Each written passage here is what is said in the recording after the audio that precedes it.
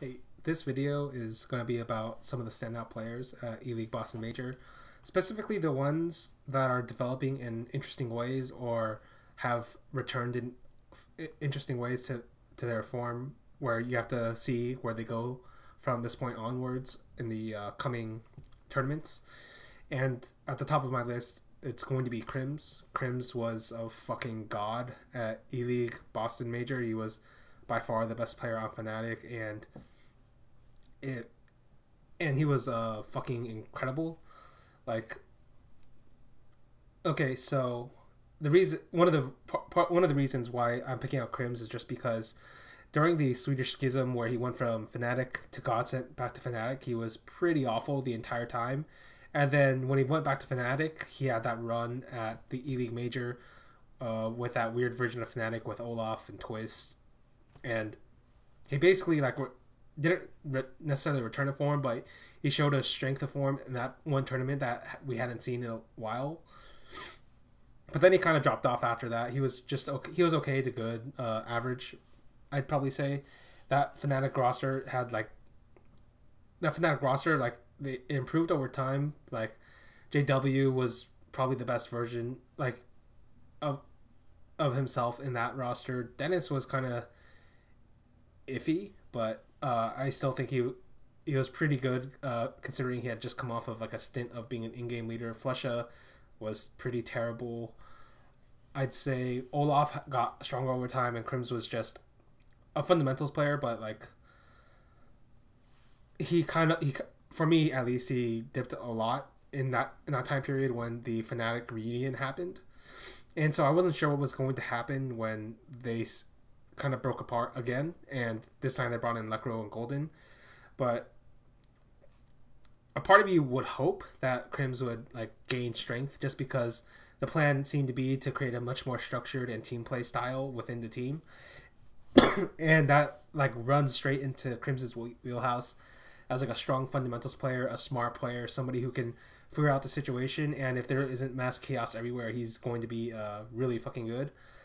So that's kind of what happened at ELeague Boston Major. And yeah, Fnatic has improved over time at the end of 2017, from tournament to tournament, from online as well.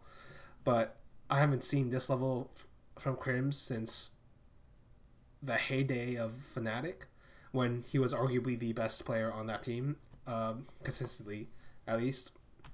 And it's not necessarily even the same type of Crims, just because this Crims has become a little bit more like Olaf in this weird kind of sense, just because he's more willing to take duels, more willing to open up rounds, because he has to in the way the team is structured.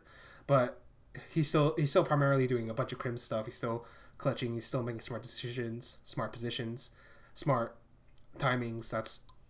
It's all Crims, and it's all really fucking good. So I definitely want to see where he develops, because if Fnatic want to become a dark horse, an upset team, this Crims has to show up again. I think without that level of skill from Crims, I don't know how far Fnatic can go. Even though I do like a lot of what Fnatic is doing as a team. The second player is going to be the biggest outlier, which is Skadoodle.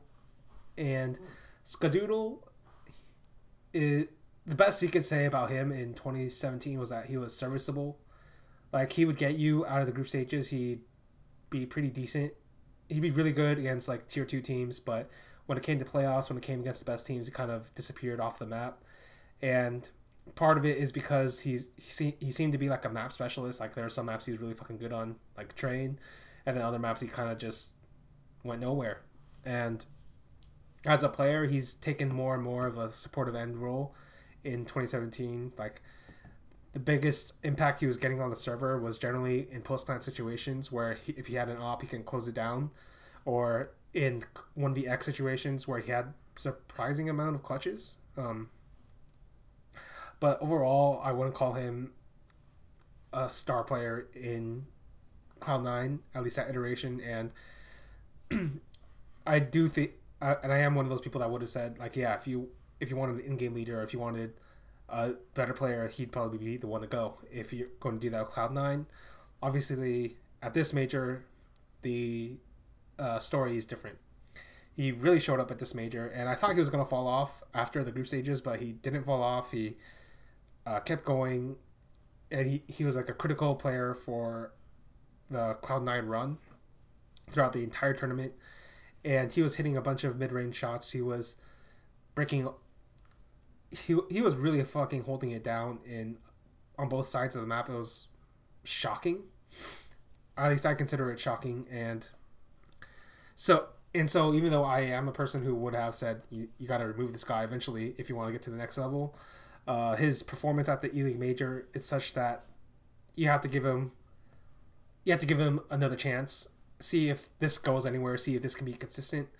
But he's definitely the biggest outlier in terms of what I expected from Skadoodle in the past, like 1 year, and then this Skadoodle that showed up this one tournament. So we'll have to see in the coming months if this like form stays or if it'll disappear again.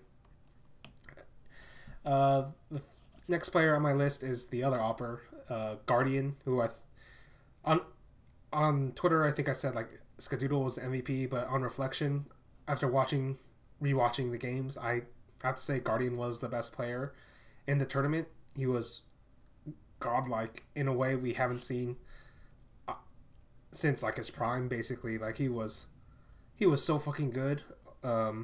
Every single round, if he had an op, it felt like no round was unwinnable for him. And even with rifles, like he was still getting it done. Like famously in like the overtime, he won a 1v2 that should have been impossible to win, even though he's like the opper, right? So I feel like Guardian was the MVP of the tournament, and this Guardian, the one we're seeing, he keeps getting better. I don't know what's happening, but in this phase roster, he has legitimately gotten stronger and stronger right after he joined, and it doesn't seem to have a ceiling. Like, I hope this Guardian stays around because I think he's probably going to be the best player in the world if he does at this rate, right? And then after him, there comes the Mouse team, specifically Sunny, Ropes, and Oscar. And the reason I chose these three is because Sunny and Ropes in particular really impressed me during the playoffs and the run through the major, where both of them really came to play. And that's surprising just because in Ropes' case, obviously he's so young, and this is still so early on in his career where he literally joined from FPL to a top pro team, and he really was this has probably been his most impressive performance for me as a player in tournament land. So I feel like he is developing really nicely as a player, and I'm not exactly sure how far it'll go, but it's definitely a great direction. And Sunny, this guy is kind of similar to Guardian, just not as extreme, where every better team he joins, he performs. Like every next level stage he gets to, he performs. Like he's so consistent. It's weird. It's really surprising. As for Oscar, that guy is getting more and more wild the more I watch him. Like, a bunch of things he used to do like kind of made sense, but as time has gone on in this Mouse team, the more wild Oscar has become. Like he does crazier and crazier shit in each tournament. I mean, he makes it work, but it's just like fucking crazy watching him play sometimes. So just watch out for him, just because I think his style as an opera is so wild, so rabid, that it's really fun to watch. And then the final player I'm going to put on this list is Nitro, just because he's created another very confusing situation for Team Liquid, where because Zeus was the stand-in and Zeus was leading the team, Nitro was able to focus on his individual game. And then we saw the version of Nitro where people were saying this guy is the best player in NA, this guy will be the fucking future of NA way back in like 2014, where when we used to talk about like the Nitro Leech combo, it was always along the lines of Nitro was like the superstar of the team, whereas now you would think more along the lines like ELeague is the superstar of this team. But yeah, we haven't seen this version of Nitro in a long time, and it really does make you like question if Nitro should be in-game leading at all, like how it would work. But personally, I actually think he should stick to in-game leading. I feel like it was working out really well for the team, and it forced him into a position where he had to like where he's like the best entry fragger on the team anyway. So I think he should be the in-game leader, but I wouldn't be like opposed to trying to give leadership to Steel and then see how that works out. All right, that's it for this edition. I'll see you guys next time.